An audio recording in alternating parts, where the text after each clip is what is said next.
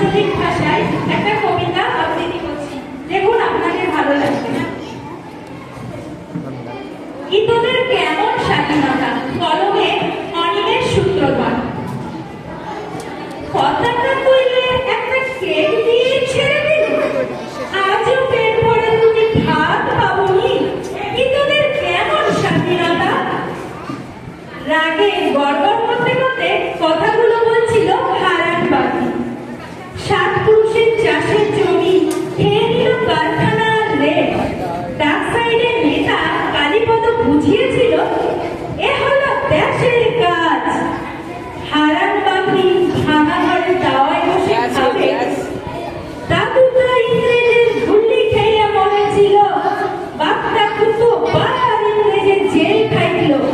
সেটাও তো ছিল দেশের কাজ। তবে বাপটা কেন মাইল টিভি রোগে না খেতে পেয়ে। তোদের কেমন স্বাধীনতা।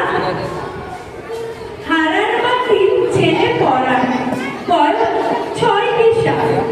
কাল থেকে মুখোশ, ভোর হওয়ার আগে খিদে তাকে জাগিয়ে দেয়। হারান বলে এত সকাল সকাল উঠে বলে। পরাণ বলে বাপ খুব খিদে পেয়েছে।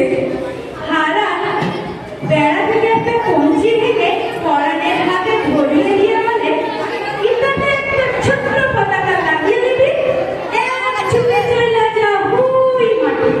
যেখানে বাপুরা পতাকা তুলছে, স্বাধীনতা পালিয়ে যাচ্ছে।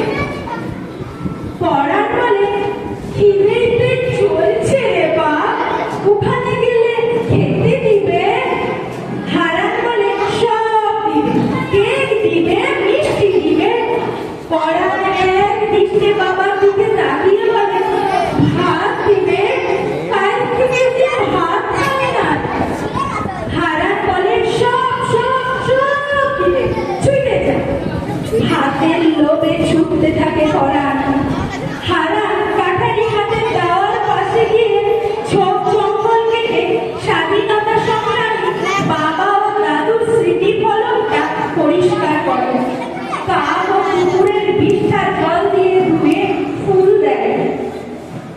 গাল বেয়ে টপ টপ করে জল পড়ে। ফলে ইস